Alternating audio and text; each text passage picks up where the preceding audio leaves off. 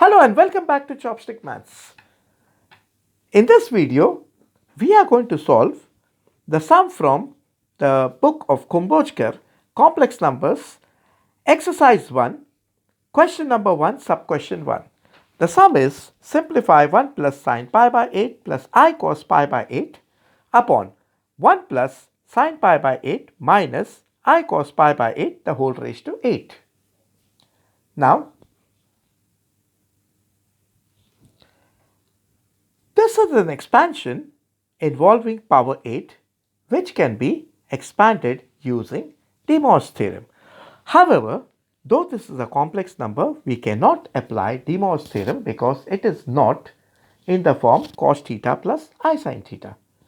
So let us try to get this complex number into cos theta plus I sin theta form. Now 1 in trigonometry can be written as sin 90, tan 45. 1 can also be written as sin square theta plus cos square theta. 1 can also be written as sin square pi by 8 plus cos square pi by 8. The angles are same, so it's going to be 1. Now, minus of iota square is minus of minus 1, which is 1. So I'll make use of this particular property over here. This plus, I will write it as minus iota square. So it will be minus into minus, which will be plus.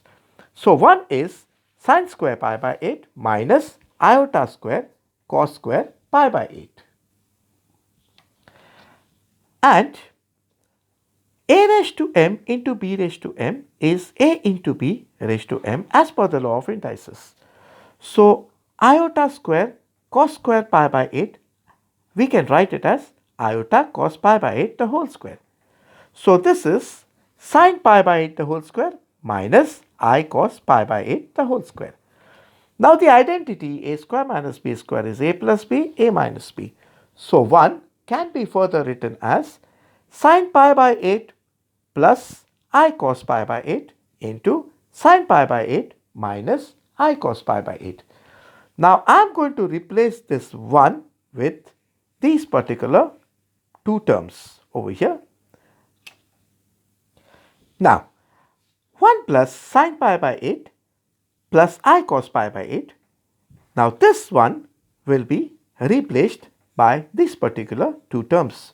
Sin pi by 8 plus I cos pi by 8 into sin pi by 8 minus I cos pi by 8 plus this particular term, sin pi by 8 plus I cos pi by 8.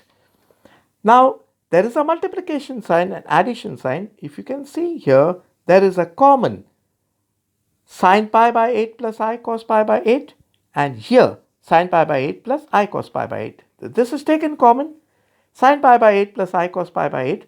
What remains is sin pi by 8 minus I cos pi by 8 plus 1. So, this is sin pi by 8 plus I cos pi by 8 into sin pi by 8 minus I cos pi by 8 plus 1.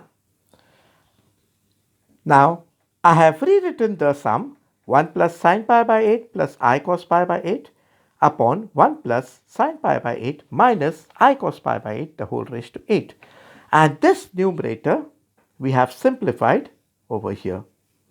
So sin pi by 8 plus I cos pi by 8 into sin pi by 8 minus I cos pi by 8 plus 1 upon the denominator is as it is 1 plus sin pi by 8 minus I cos pi by 8 the whole raised to 8. Now you look here, these two terms are identical. There is one, there is sin pi by 8 positive and there is a negative I cos pi by 8. So these two terms will cancel out. And what will remain here is sin pi by 8 plus I cos pi by 8 the whole raised to 8. Now,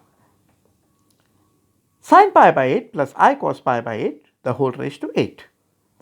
But the number should be of the type cos theta plus I sin theta. So there is sin here, but we can write sin 90 minus theta as cos theta and cos 90 minus theta as sin theta. So this sin we write it as cos 90 minus pi by 8 plus I.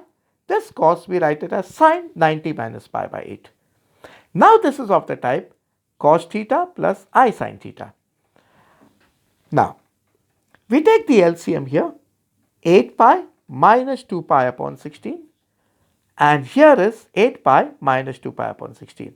That would be 6 pi by 16 and cos 6 pi by 16 plus I sine 6 pi by 16, the whole raised to 8.